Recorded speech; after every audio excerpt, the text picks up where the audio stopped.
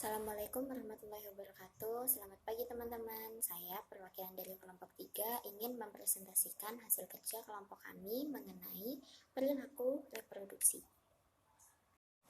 Sebelum memulai presentasi, izinkan saya untuk memperkenalkan anggota kelompok kami. Yang pertama ada Dil Rivaldo Nabil dengan NBI 15120000142. Yang kedua ada Altuesti Nabila Rozabirona dengan NBI 15120000146. Yang ketiga ada Azalia Putri Salsabila dengan NBI 15120000159. Selanjutnya ada Verika Rofianti Nadila dengan NBI 15120000162. Selanjutnya ada saya sendiri, Hana Faria Ayla Mumtaz dengan NBI 15120000172. Selanjutnya ada Mela Aprilia Andini dengan NBI 15120000177. Dan yang terakhir ada Firdausia Salva Nabila dengan NBI 15120000191. Saat ini kelompok kami akan menjelaskan mengenai perilaku reproduksi. Maka ada 2 poin penting yang akan dibahas. Yang pertama ada seks dan hormon, dan yang kedua ada variasi perilaku seksual. Sebelum memasuki presentasi lebih dalam, presentasi kali ini akan saya buka dengan pertanyaan, mengapa ada laki-laki dan perempuan? Apa sih yang membedakan mereka? Ini bermula karena adanya kromosom seks XX dan XY, di mana kromosom XY adalah milik laki-laki dan kromosom XX adalah milik perempuan. Kromosom tersebutlah yang membedakan antara laki-laki dan perempuan. Selanjutnya saya akan membahas mengenai seks dan hormon. Hormon adalah zat kimia pada tubuh yang dihasilkan oleh kelenjar endokrin yang mempengaruhi kebanyakan sistem utama dan proses dalam tubuh. Pada vertebrata akan diklasifikasikan menjadi 3 hormon. Yang pertama, turunan asam amino. Yang kedua, hormon peptida dan protein. Dan yang ketiga, hormon steroid. Hormon steroid inilah yang akan menjadi pembahasan kami pada perilaku reproduksi. Selanjutnya, saya akan membahas mengenai seks dan hormon. Hormon adalah zat kimia pada tubuh yang dihasilkan oleh kelenjar endokrin yang mempengaruhi kebanyakan sistem utama dan proses dalam tubuh. Pada vertebrata akan diklasifikasikan menjadi 3 hormon. Yang pertama, turunan asam amino. Yang kedua, hormon peptida dan protein. Dan yang ketiga, hormon steroid. Hormon steroid inilah yang akan menjadi pembahasan kami pada perilaku reproduksi. Hormon steroid merupakan turunan dari kolesterol. Hormon ini menjalankan fungsinya dengan 3 cara, yaitu yang pertama, melekat pada membran reseptor, yang kedua, masuk ke dalam sel dan mengaktifasi protein-protein tertentu di sitoplasma, dan yang ketiga, melekat pada kromosom untuk mengaktifasi atau menginaktifasi gen-gen tertentu. Sedangkan hormon seks adalah hormon yang berpengaruh saat melakukan hubungan seksual. Hormon yang berfungsi untuk pertumbuhan seksual pada tubuh adalah androgens, estrogens, dan progesteron.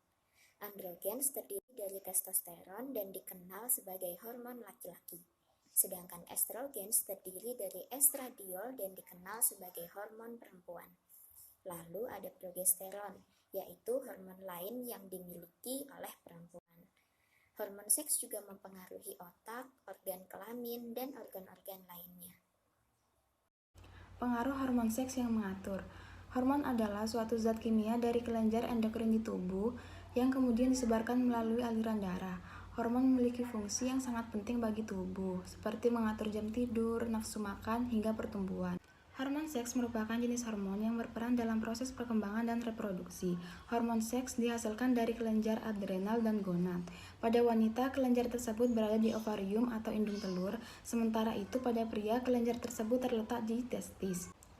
Hormon seks juga berperan dalam berbagai fungsi tubuh lain di luar perihal seksual dan reproduksi, seperti mengatur pertumbuhan tulang dan otot, mengatur respon peradangan, mengatur kadar kolesterol, memicu pertumbuhan rambut, dan mengatur penyebaran lemak di tubuh.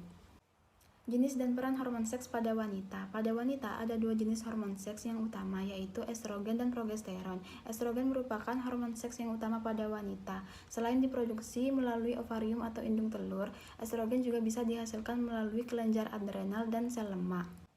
Estrogen juga memiliki peran penting dalam proses reproduksi dan perkembangan seksual seperti kehamilan dan menstruasi. Selain itu, hormon ini juga berperan dalam masa pubertas dan menopause pada wanita. Progesteron, hormon yang satu ini berfungsi untuk menstabilkan siklus menstruasi pada wanita dan membantu tubuh mempersiapkan kehamilan. Kadar progesteron yang terlalu rendah dapat mengakibatkan menstruasi tidak teratur, sulit mendapat kehamilan, peningkatan resiko komplikasi pada masa kehamilan. Hormon ini dibuat melalui kelenjar adrenal, ovarium, serta plasenta. Kadar progesteron akan meningkat pada masa ovulasi dan selama masa kehamilan. Jenis dan peran hormon seks pada pria. Pada pria, hormon yang dikategorikan sebagai hormon seks adalah testosteron. Hormon inilah yang membuat para pria memiliki ciri khas fisik seperti suara memberat, tubuh yang tinggi, serta rambut-rambut di wajah berupa kumis dan jenggot. Hormon ini juga berguna untuk pertumbuhan penis dan testis pada pria. Selain itu, testosteron membantu tubuh untuk membentuk otot dan tulang yang kuat. Pria juga membutuhkan hormon ini untuk bisa memproduksi sperma dan membuahi sel telur. Baik pada pria dan wanita, hormon seks merupakan bagian penting dari metabolisme tubuh. Saya Azalia Putri Salsabila. Saya akan menjelaskan pengaruh hormon seks yang mengaktifasi. Kadar testosteron atau estradiol mengeluarkan pengaruh yang mengaktifasi, sehingga mengubah perilaku secara sementara. Bukan hanya pada awal periode sensitif, tetapi juga setiap waktu. Perilaku juga dapat mempengaruhi sekresi hormon. Sebagai contoh, ketika merpati saling berjumpa, tiap tahap perilaku mereka memicu perubahan hormon yang mengubah kesiapan merpati tersebut untuk perilaku berikutnya. Tidak ada kasus yang memperlihatkan jika hormon menimbulkan perilaku seksual. Hormon mengubah aktivitas beragam area otak untuk mengubah cara otak merespon beragam stimulus. Hormon seksual tersebut juga mempengaruhi beberapa sistem otak yang fungsinya secara tidak langsung berkaitan dengan seks. Sebagai contoh, hormon testosteron menurunkan rasa nyeri dan kegelisahan, serta estrogen mungkin memiliki efek yang sama. Hormon juga mengubah sensitivitas pada penis, vagina, dan serviks. Perilaku prenatal. Yang pertama, pada masa akhir kehamilan, induk betina menekresitkan estradiol, prolaktin, dan oksitoksin dalam jumlah tinggi. Yang kedua, prolaktin, produksi susu, dan beberapa aspek perilaku maternal. Yang ketiga, merubah pola reseptor hormon.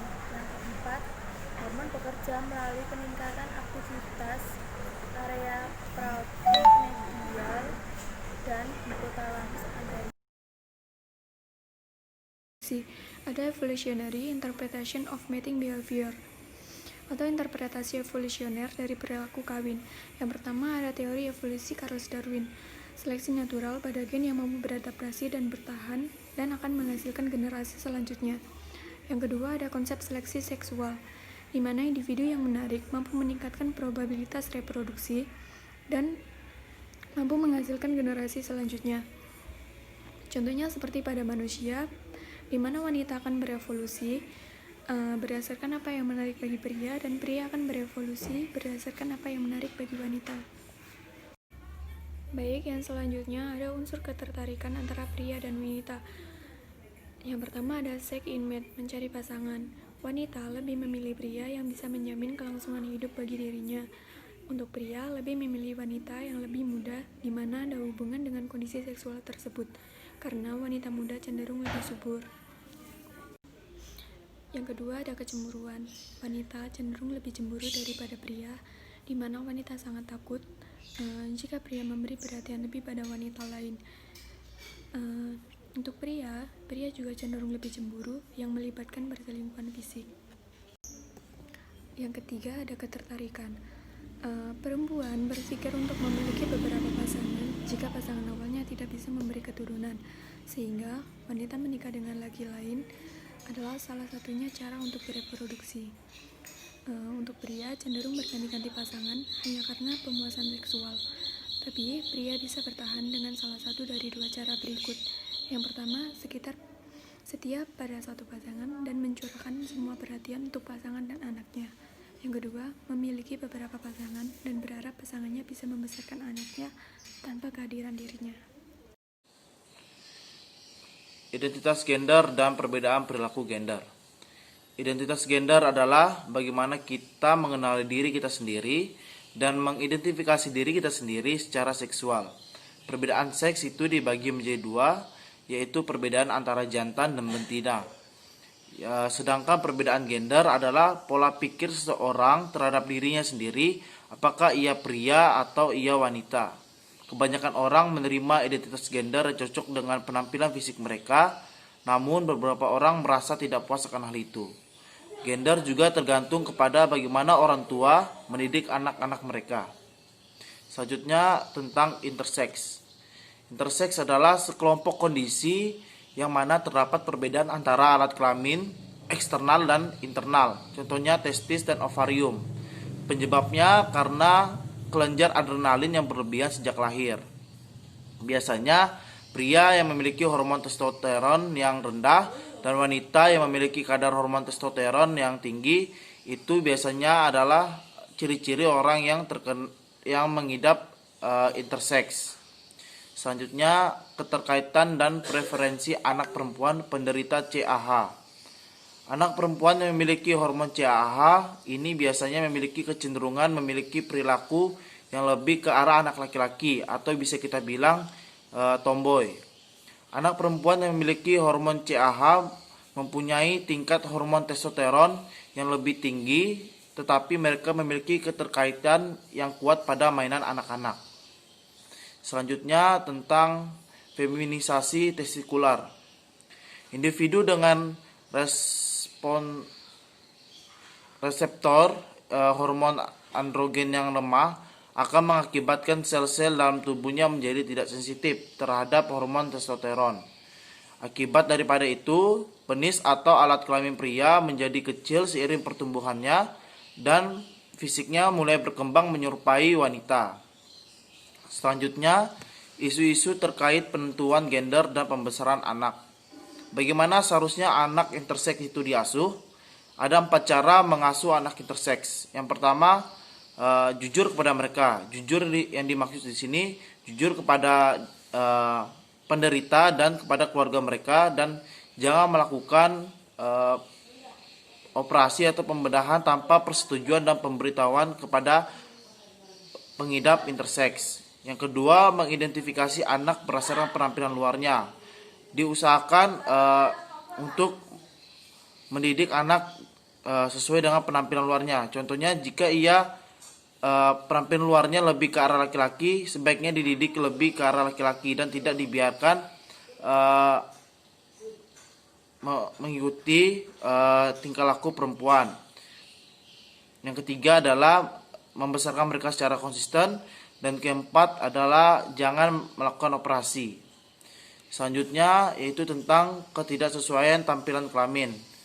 Nah, di materi terakhir ini, anak yang dibesarkan sebagai perempuan atau laki-laki, jika pada saat dewasa akan lebih kelihatan sikapnya yang cenderung ke arah laki-laki atau ke arah perempuan. Sedangkan anak yang dibesarkan sebagai perempuan atau yang didefinisikan sebagai perempuan akan tetap memiliki kecenderungan seperti laki-laki. Itu yang terjadi pada seorang yang mengidap intersex. Orientasi seksual atau kecenderungan seksual adalah pola ketertarikan seksual, romantis, atau emosional, atau kombinasi dari keseluruhan kepada orang-orang dari lawan jenis atau gender, jenis kelamin yang sama atau gender, atau untuk kedua jenis kelamin atau lebih dari satu gender. Umumnya digolongkan dalam heteroseksual, homoseksual, biseksual, dan aseksual. Di sini saya akan menjelaskan tentang heteroseksual. Heteroseksual berarti orientasi yang membuat seseorang tertarik pada lawan jenis gendernya. Misalnya, seorang pria tertarik secara emosional dan seksual kepada seorang perempuan. Heteroseksual mungkin menjadi orientasi yang paling kita kenali dan dianggap sebagai orientasi mayoritas. Yang kedua adalah homoseksual. Homoseksual adalah orientasi individu yang memiliki ketertarikan fisik, emosional, seksual, dan romantisme terhadap individu lain yang memiliki gender yang sama. Pria yang tertarik pada pria lain sering disebut gay. Sementara wanita juga tertarik terhadap wanita disebut sebagai lesbian. Yang ketiga adalah biseksual. Biseksual adalah sering disingkat bi. Biseksual adalah ketertarikan seorang individu dengan dua gender, yakni yang ia miliki dan gender yang lain. Contohnya seperti seorang wanita yang menyukai laki-laki. Namun, dia juga tertarik terhadap perempuan.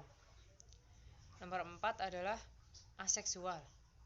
Aseksual, orang yang mengidentifikasi dirinya sebagai aseksual, yaitu tidak akan tertarik secara seksual terhadap individu lain. Walau tak memiliki ketertarikan secara seksual, individu aseksual masih memiliki keinginan untuk menjalin percintaan. Penting untuk diingat, individu aseksual bukanlah orang yang memiliki disfungsi seksual. Sederhananya, mereka tak ingin berhubungan seks. Di sini saya akan menjelaskan tentang penyebab orientasi seksual. Penyebab kebanyakan orang yang memiliki orientasi seksual berbeda-beda. Karena peneliti percaya bahwa orientasi seksual seseorang ditentukan dari kombinasi berbagai faktor, antara lain lingkungan, budaya, emosional, hormonal, dan biologis. Maka, setiap orang yang menjadi homoseksual pasti dipengaruhi oleh latar belakang yang berbeda. Sekian, terima kasih.